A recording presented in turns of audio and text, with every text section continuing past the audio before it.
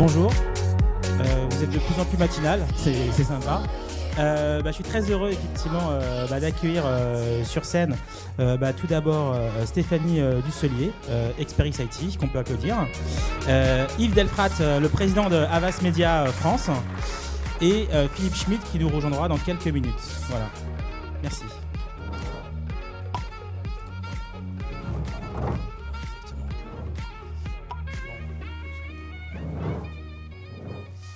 Yves, je t'en prie, tu peux prendre le micro. Alors, la data, un enjeu absolument crucial, justement, et absolument incontournable pour n'importe quelle entreprise, qu'elle soit entreprise, agence ou autre. Comment, aujourd'hui, vous avez travaillé sur différents baromètres, comment aujourd'hui la marque est perçue par le consommateur? Vous avez travaillé sur un baromètre. Je te laisse la parole. Merci. Bonjour à tous. En effet, on est très conscient et très attentif chez Havas Media à la manière dont les publics entretiennent leur relation avec les marques. Et on va chaque année mesurer en fait comment cette relation s'organise entre les différents publics et les marques. Parce qu'aujourd'hui, avec la transformation digitale, ça ne vous aura pas échappé, tout point de contact devient un point de vente. Les marques sont devenues des médias et il est très important pour nous aider à conseiller nos clients de mesurer comment est-ce que les publics sont en relation avec les marques. Uber, c'est dans cette relation avec les publics qui sont en train de disrupter un marché, comme Apple l'avait fait avec la musique, avec iTunes, comme ils sont en train de le préparer avec Apple Pay, où aux États-Unis, ils ont signé un deal avec 25 banques et aujourd'hui, leur moyen de paiement est disponible et accepté dans 600 000 points de vente, comme Amazon est en train de disrupter tout le retail aux États-Unis en créant une relation directe avec le consommateur et donc avec un accès direct à sa data avec l'Amazon Dash Button.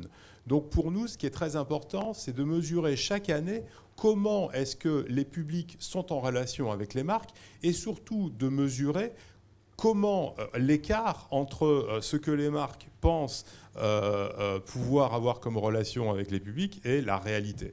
Et donc, on fait une étude avec le CSA chaque année et je vais vous présenter les principaux résultats de 2014 de manière à vous faire prendre conscience quelles sont les sources de data et à quel point le consommateur n'est pas qu'une source de data, mais peut également être un média. On pose aux gens deux types de questions. La première question, c'est d'indiquer la fréquence à laquelle vous voyez, lisez, entendez parler de chacune des marques suivantes. C'est vraiment pour mesurer le potentiel média de chacune des marques. Et ensuite, on trie les points de contact que l'on a récoltés à travers des points de contact payants, des points de contact privés et des points de contact publics. Les fameux paid on earn. Dans le paid, on a dans le digital tout ce qui est publicité hors vidéo, tout ce qui est publicity vidéo, tout ce qui est lien sponsor, tout ce qui est emailing et newsletter. Dans le own media, c'est évidemment ce qu'est la marque. Donc c'est votre site internet, c'est votre application mobile, c'est votre page Facebook, c'est votre chaîne YouTube, c'est votre compte Twitter et autres réseaux sociaux propriétaires. Et enfin, le earned media, c'est ce qui terrorise un petit peu toutes les marques et tous nos clients. C'est ce que l'on dit de vous, c'est par définition ce que vous ne pouvez pas acheter. C'est les commentaires des proches, les commentaires des internautes, les articles et vidéos citant la marque. Là, c'est les journalistes, c'est un petit peu plus facile, et, même si ce n'est pas toujours facile, les pages Facebook de fans. Donc très rapidement, en 2014, le paysage en France, c'est quoi? Les médias payants, c'est 44% de la perception totale des marques. Les médias privés, c'est 3 contacts sur 10, c'est 31%. Et le earned media en digital, c'est 25%. Un quart de la perception des marques en France sur le digital se fait à travers le earned media, donc à partir de contacts que l'on ne maîtrise pas, d'une data par définition que l'on ne possède pas. Très rapidement sur le paid, quels sont les leviers les plus perçus par les publics? Et là, vous avez des sources de collecte et d'utilisation de data. Il y a évidemment la publicité hors vidéo qui représente 31%, la publicité vidéo 20%, les liens sponsors 24% et les newsletters et emailing 25%. Ça varie évidemment pendant les secteurs, en fonction des secteurs. Évidemment, les emailing et newsletters sont plus importants pour le e-commerce, les GSA, les GSS, que pour l'automobile ou l'alimentaire et les boissons. Concernant le own media, donc c'est par définition tous les assets propriétaires des marques et des entreprises. Comment est-ce qu'ils sont perçus par les publics en 2014 en France ? 52% le site Internet. Non, le site Internet n'est pas mort. Il reste tout à fait fondamental et structurant dans la relation entre les publics et les marques. Ensuite, application mobile 12%, page Facebook 13%, chaîne YouTube 12%, compte Twitter 5%. Ce qui est important à retenir ici, et en matière d'organisation, ça a des impacts, vous allez en parler tout à l'heure, personne, avant d'entrer dans cette salle, n'aurait imaginé que les chaînes YouTube et l'application mobile étaient autant perçues que les pages Facebook. Et j'imagine que dans toutes vos entreprises, il y a 10 fois plus de gens qui s'occupent des pages Facebook de la marque que des applis mobiles ou des chaînes YouTube. Donc ça pousse un peu à réfléchir et ça pousse un peu à se réorganiser. On abordera ce point un petit peu plus tard. Évidemment, la perception de ces points de contact propriétaires dépend éminemment des secteurs. Même si le site Internet est dominant pour l'ensemble des secteurs avec l'application mobile, on voit que pour l'alimentaire et les boissons, les réseaux sociaux sont tout à fait indispensables. Concernant le earned media, maintenant on va trembler un petit peu pour regarder comment est-ce que les marques sont perçues à travers les commentaires des publics. 37% de commentaires des proches, 30% de commentaires des internautes et 9% page Facebook des fans. 24% articles et vidéos citant la marque. Ça nous fait 76% de user-generated content. 76% du earned media, c'est les gens. C'est le moi média. C'est chacun qui se transforme en petit média et qui a droit de vie ou de mort sur les marques en s'exprimant sur les réseaux sociaux, sur sa page Facebook.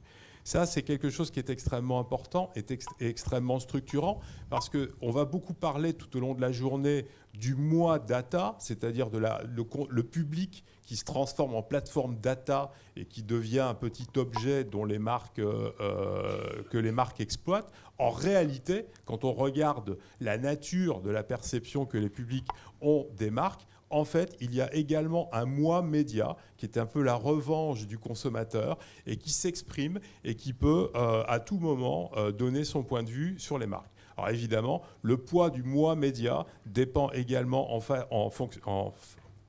dépend des secteurs, pardon. J'ai du mal, j'essaie d'aller vite pour bien utiliser mon temps de parole. Évidemment, les retombées éditoriales qui sont les sites qui peuvent être maîtrisés à travers des politiques de relations presse, etc., sont encore importants et influents pour les secteurs des assurances, pour les secteurs des banques, pour l'automobile, mais on le voit de moins en moins important pour le e-commerce, les GSS, les GMS. Donc, ce qu'il faut retenir très rapidement, s'il y a 3 chiffres à retenir, c'est que 44% de tout ce qui est de toute la perception paid média, c'est par définition la source data par excellence. C'est tous les moyens payants que l'on a vus en première partie. Deuxièmement, le own media, 31%. Il est de plus en plus diversifié, même si le site reste majeur. N'oubliez pas les applis mobiles, n'oubliez pas la page Facebook, n'oubliez pas les chaînes YouTube et autres réseaux sociaux. Et enfin, n'oubliez pas que le public que vous pensez maîtriser totalement et contrôler totalement à travers sa data, il a également un moi média qui à un moment peut s'exprimer, voire se déchaîner, et il est extrêmement puissant puisqu'il représentait 25% de la perception globale des marques en France en 2014. Donc si on doit retenir un truc, et ça va faire le lien avec l'organisation, c'est qu'en termes d'organisation de la gestion de la data, pour vous, tout part de vos assets own media, donc tout part de chez vous, tout part de votre site, tout part de vos applis mobiles, tout part de vos pages Facebook. Ensuite, une fois que tout ça c'est très carré en matière de gestion de data, vous pouvez envisager d'être très ambitieux sur tout ce qui est paid, et là où vous allez faire de l'acquisition de data, où vous allez gérer de la data que vous allez acheter. Et le bon management en toute cohérence de ces dimensions vous permettra de générer du earned media positif. Voilà. Bravo, on peut applaudir. Présentation à la fois rapide et synthétique d'un vrai enjeu de perception entre la marque, effectivement, la perception de la marque et l'annonceur. Nous, c'est vrai qu'on était récemment là pour préparer le Hub Forum qu'on organise à Singapour le 11 juin. On est allé sonder pas mal d'entreprises là-bas. Et on s'est vraiment rendu compte du gap de plus en plus important, à la fois en termes d'usage du consommateur et la manière dont l'entreprise perçoit en fait ce qu'ils sont censés en fait vendre. Et on se dit que c'est de plus en plus compliqué de suivre les usages et d'accompagner la distance. Nous, enfin en tout cas, ce qui nous a semblé être de plus en plus forte entre d'un côté marque et de l'autre consommateur, tellement les usages évoluent rapidement et tellement l'entreprise a du mal à suivre et à accélérer en même temps que les usages du consommateur. L'entreprise doit retrouver beaucoup plus d'humilité par rapport au sujet de data, parce que le consommateur est loin d'être un idiot. Et c'est pas parce qu'on a accès à sa data qu'on va lui vendre plus de choses. Encore faut-il être pertinent dans nos propositions. Et la gestion de la data, même s'il y a beaucoup de techno qui est impliqué, n'exclut pas l'intelligence. Et on le voit à travers ces résultats-là. Si les marques ne repartent pas à l'offensive et ne repartent pas en mode séduction vis-à-vis des différents publics, elles vont avoir des problèmes, data ou pas. Bien sûr. Alors du coup, Philippe Schmitt Prisma rebondira un peu sur l'étude. Là, on va attaquer un peu justement le challenge interne, l'enjeu data, comment on va du coup adapter l'entreprise, intégrer la notion de talent dans cette révolution data, du coup, puisque effectivement, et Stéphanie, tu vas tout à fait bien le présenter, il y a un vrai enjeu d'écosystème data autour du collaborateur, autour du talent. Exactement. En fait, ce que je veux partager avec vous, c'est au-delà du marketing en fait, qu'on traite en général au niveau du big data, il faut savoir que dans les entreprises, il y a énormément de données qui concernent les collaborateurs qui ne sont pas du tout utilisées ou partagées, ce qui fait que toute cette valeur-là, en fait, n'existe pas. Donc, l'idée, c'est quoi? C'est de dire, moi, je fais du big data, mais pour mettre les talents en avant. Mettre les talents en avant, qu'est-ce que ça crée? Ça crée l'intelligence collective. Donc là, on est sur un vaste sujet. C'est un sujet qui est assez passionnant. On pourra en parler pendant des heures. Donc, je vais essayer d'aller assez vite. Voilà. Donc, en fait, l'idée, elle est toute simple. C'est moi, en tant qu'individu, je porte plein de données.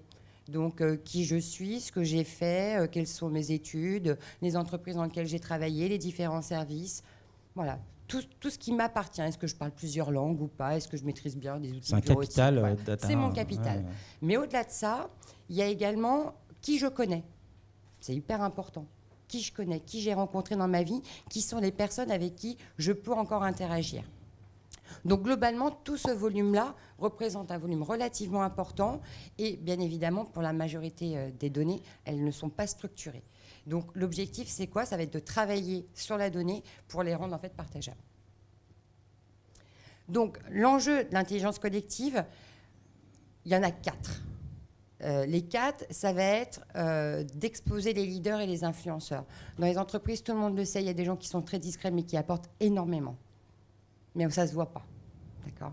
Et ça, c'est important parce qu'on va pouvoir les évaluer, en fait. Vous allez voir comment, avec les outils. Donc, ça va être également de mesurer la contribution. Donc, plus je contribue, plus j'apporte de la valeur, plus je partage. Les gens ont du mal à partager leur savoir. Parce qu'il faut être très clair, hein, mon savoir, c'est mon salaire. Donc, c'est pas... On pose le sujet. On va également... Le but, c'est de promouvoir les contributeurs. Parce que quand vous passez un entretien individuel d'évaluation, généralement, votre manager ne sait pas ce que vous êtes capable de faire, par exemple, avec le service comptabilité, alors que vous travaillez au marketing. Il ne sait pas. Parce que de toute façon, il ne vous voit pas au quotidien. Entre guillemets, bien sûr.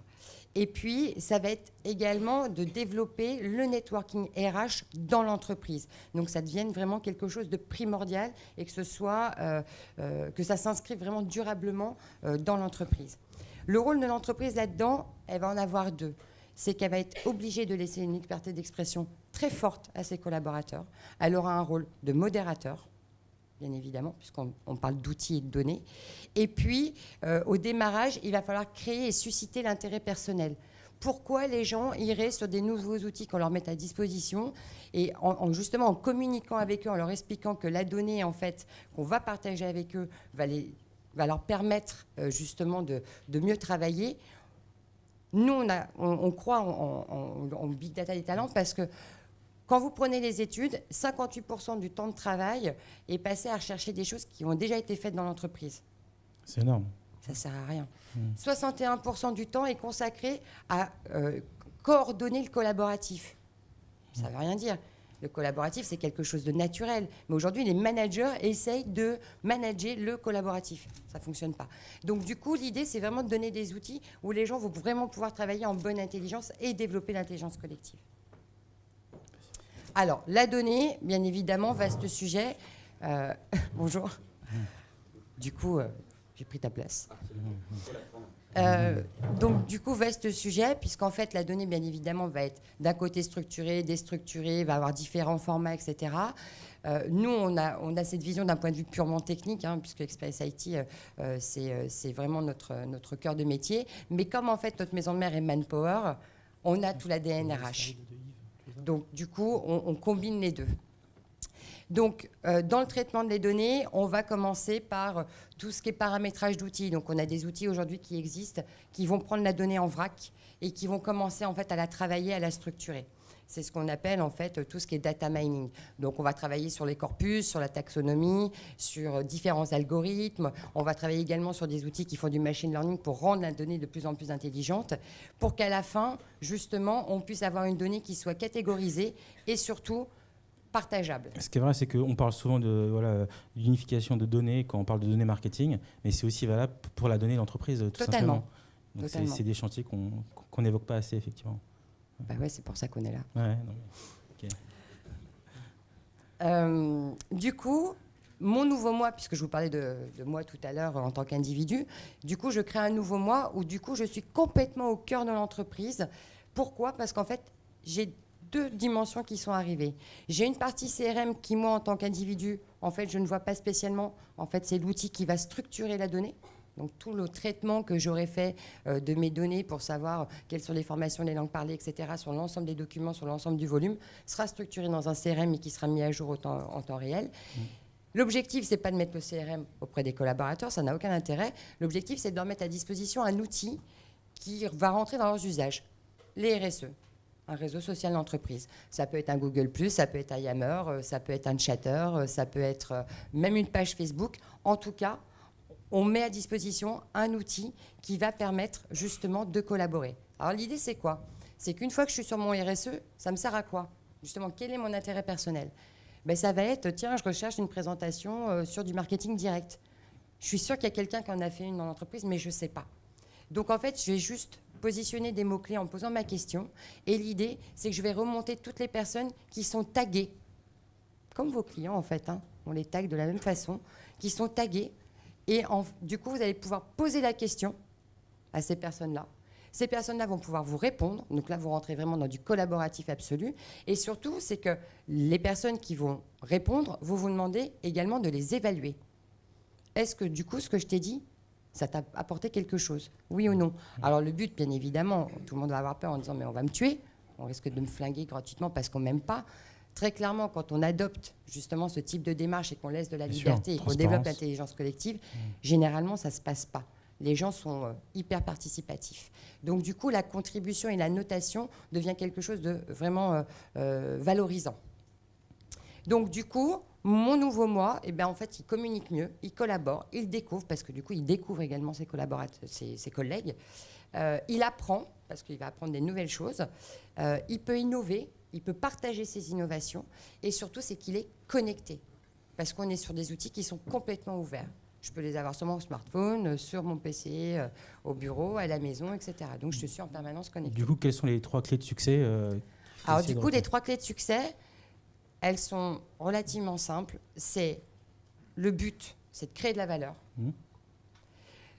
Le deuxième, c'est la vitesse. Parce que là, pour le coup, on ne peut pas se baser uniquement sur les premières données qu'on aura travaillées. Il faut que les données soient en permanence mises à jour, que ce soit par l'entreprise ou par les collaborateurs.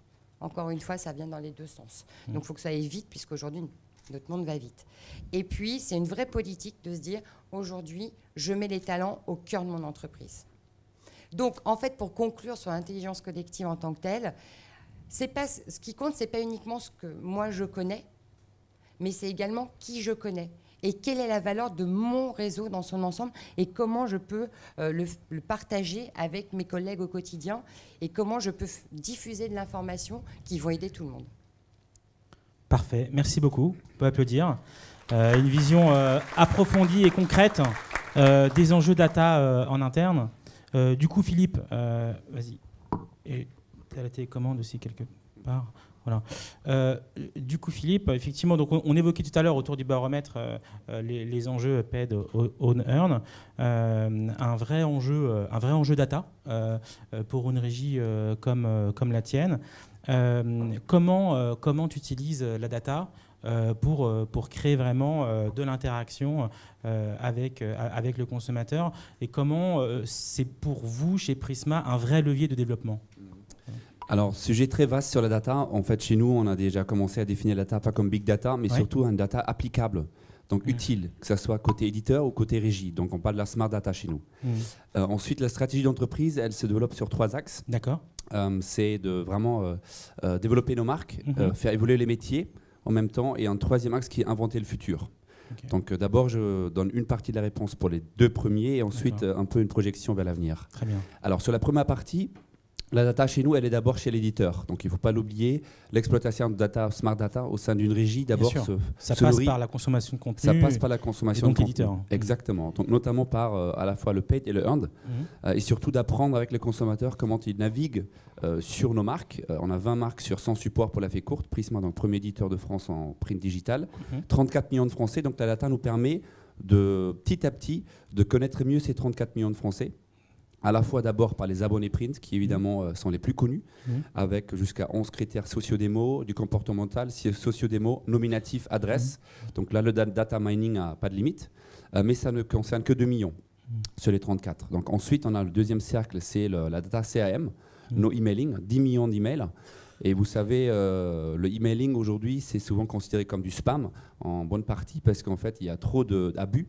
Mais une marque éditoriale qui traite bien ses consommateurs, aujourd'hui, on a des taux d'ouverture autour de 45%. Donc vous imaginez l'engagement, en fait, les consommateurs prouvent avec ces taux d'ouverture. Et là-dessus, on a vraiment un énorme capital à jouer, parce qu'aujourd'hui, ce qu'il faut pour une marque, ce n'est pas seulement le point de contact seul, mais c'est un point de confiance. Donc chez nous, on parle vraiment du touch point au trust point. Et donc, 3e cercle, c'est les VU, les surfeurs, les internautes, 15 millions de VU, où avec une DMP, on peut créer jusqu'à 100 segments de Smart Data pour les adresser. Donc ça, c'est un peu, on va dire, nos 3 viviers qui nous servent pour nourrir notre data. Ensuite, la data, elle est partout dans l'entreprise. Donc, pour dévoiler aussi quelques challenges qu'on a eus, c'est un sujet difficile, la data, parce que par définition, elle est partout dans l'entreprise. Et quand vous commencez à la rassembler dans un socle, vous mettez le doigt partout où ça fait mal au niveau du silo. Parce que chacun veut défendre sa data. Il y a aussi un intérêt, et pourtant je parle ici en tant que régie, de faire attention à ne pas la cramer, la data. Parce qu'on peut l'exploiter vite, avec beaucoup de chiffre d'affaires très rapidement. Parce qu'on parle souvent, Prisma, attendez, vous connaissez tellement de monde et tout. C'est une mine d'or, oui, certes. Mais surtout aujourd'hui aussi, les entreprises comprennent, les entreprises médias comme le nôtre, que le capital de l'entreprise, c'est d'abord les marques et les talents. Historiquement, on en parlait. Mais surtout aussi, maintenant, on va fructifier le 3e asset, qui est la data. Et dans 10 ans, ce qui va faire la valeur de Prisma Media, c'est surtout la connaissance, pas seulement la puissance, ce qui est historiquement un peu le benchmark de l'importance d'un groupe média, mais surtout aussi la connaissance des audiences. Voilà.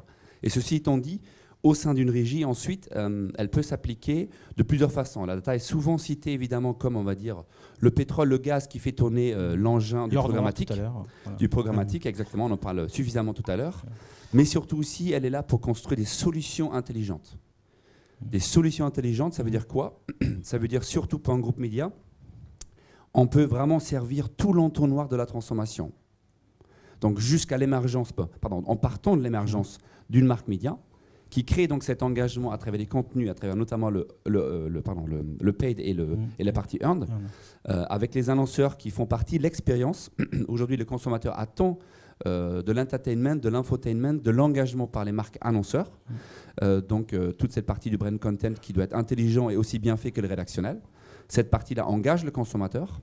Et aujourd'hui, justement, à travers les outils qu'on a, on peut ensuite segmenter à travers la consommation des contenus. Une telle population d'individus adore le sport, par exemple, ou la beauté, etc. Et donc, on peut leur adresser les contenus beaucoup plus propices, beaucoup plus justes, parce que vous savez, l'équation idéale de la communication, toucher la bonne personne sur le bon canal, au bon endroit avec le bon contenu, la data le permet côté éditeur. Et ensuite, grâce à ça, on peut proposer côté régie des vraies solutions intelligentes, ce que je disais. Et là, on peut l'amener, le consommateur, jusqu'à la transformation en CRM. Et c'est ça ce qui est intéressant aujourd'hui de faire. On a fait pour plusieurs clients avec des plateformes éditoriales qui ensuite transforment vers un système CRM. On a préparé plusieurs exemples que je vais montrer tout de suite. Mais ce qui est intéressant aussi en projection un peu vers l'avenir, avant que je vous montre la vidéo, c'est qu'aujourd'hui, la data ne s'oppose pas à la créativité. Ça, c'est effectivement assez important. Ça, c'est vraiment super important. Matin, dans 2-3 cas. Mais et les groupes médias l'ont bien intégré. Et nous, on travaille aussi avec notre PDG Rolf Heinz sur un projet de réinventer le média, en fait, tout simplement, avec une vraie enjeu, une vraie ambition, où on parle du technojournalisme, où en fait le meilleur de l'humain et le meilleur de la data ou de l'algorithme se rejoignent pour en fait intégrer des mécaniques de personnalisation. Exemple Netflix, interface utilisateur, expérience utilisateur. Deuxième phénomène qui est super important, le partage. Donc, qu'est-ce qui donne encore plus de crédibilité qu'une marque média si c'est croisé avec un ami qui nous le recommande? On connaît tous cet effet de word of mouth marketing. Et le troisième effet, qui sont vraiment, on appelle ça chez nous la liquidité des contenus. Donc, la convergence, c'est-à-dire que ce soit audio, que ce soit audiovisuel, que ce soit écrit, que ce soit la photo. Donc, les contenus doivent s'adapter à vous, à votre mode de vie, à votre support, à votre device, et pas l'inverse. Voilà. Et donc, pour vous montrer quelques exemples de solutions data qu'on a créées pour nos partenaires, j'essaie de lancer la vidéo. Ouais, c'est bon, ça va partir en régie. Merci. Laissez la lumière un peu. Et donc ici, pour 4 cas, application relativement simple, là pour qui a une optimisation de taux de clic dynamique pour la campagne, avec une vidéo, où on adresse effectivement une population internaute des sites Prisma, et en temps réel, on les filtre pour voir qui réagit le mieux et on optimise le taux de clic x2. Donc une application très très simple de display branding via la vidéo. Deuxième cas, François Sager, donc client de marketing direct. 2 objectifs avec 2 solutions. Donc création de trafic sur leur e-shop avec plusieurs milliers de visites. C'est du clic lead retargeté, donc vous avez un interstitiel qui s'ouvre et ensuite vous pouvez vous inscrire pour collecter des profils avec un message adressé. Là, c'est un exemple pour le groupe Accor avec une surcouverture de capital nominative individuelle pour les abonnés. 110 000 inscrits qui arrivent sur une landing page digitale qui s'inscrivent avec des avantages, donc du print au digital quelque part. Un autre cas sur la banque HSBC, on croise les 2 bases de données Prisma et HSBC, on fait le tri avec une géolocalisation, on enlève les clients déjà existants et ensuite on s'adresse à ceux qui sont encore des prospects avec une surcouverture, 3 marques nominatives. Rendez-vous dans votre agence d'HSBC dans la zone de chalandise près de chez vous. Voilà, ça c'est exactement. Et après, donc voilà, nos différents tris, que ce soit par cible, par marque, point de vente, donc géographique, les produits et la combinaison des 4 bien sûr, avec un ciblage en temps réel, géolocalisé aussi en mobilité pour faire du drive to store via des applis et finalement vraiment transformé en ROI. Donc on le voit ici clairement, la partie créative et data se marient très bien pour créer une expérience assez unique. Tout ce qui va arriver est extrêmement intéressant. On voit que là, il y a déjà des exemples concrets qui sont super intéressants. Donc, on imagine tout ce qui peut arriver. Yves, 2 éléments. D'abord, effectivement, on l'a vu, la data, un challenge externe avec cette partie créative. Donc, j'imagine que chez Havas Media, vous avez des équipes, effectivement, qui travaillent cette logique créativité et data. Et puis, l'autre, effectivement, le challenge interne. Donc, ça aurait été intéressant que tu dises juste 2 mots, effectivement, sur le chantier, effectivement, RH pour Havas Media à l'heure de cette transformation. Est-ce que tu peux partager? Alors, sur la créativité, il y a de nombreux cas qui ont été présentés par Philippe, qui ont été développés ensemble pour nos clients, donc on est absolument ravis. Les marques et les entreprises ont beaucoup à apprendre des groupes de presse parce que pour moi, la presse, c'est le premier média communautaire. C'est le premier média qui a réussi à fédérer des communautés autour de contenus et avec des marques médias qui parlent à leur intelligence. Et ça rejoint ce que je disais tout à l'heure sur la créativité et le respect des publics, et tu l'as exprimé également. Au moment où les marques se transforment en médias, elles doivent apprendre le respect des publics auxquels elles s'adressent et de l'ensemble de leur public, que ce soit l'interne d'ailleurs ou que ce soit l'externe. Donc ça, c'est très important. Donc la créativité, évidemment, elle est au cœur et c'est le fuel qui va va donner du sens à toute cette data qui devient disponible aujourd'hui. Concernant l'interne, nous, on se réorganise en ce moment tous les 6 mois. Parce qu'on vit au rythme des médias, des marques et du public. Et comme la consommation, on le voyait tout à l'heure, la nature de la relation que le public entretient avec les marques change en permanence à travers cette transformation digitale, et l'exigence que le public a par rapport aux marques et aux entreprises est montante. Nous, on transforme notre organisation tous les 6 mois quasiment en ce moment, pour accompagner cette mutation, pour accompagner nos partenaires qui font aussi de gros efforts.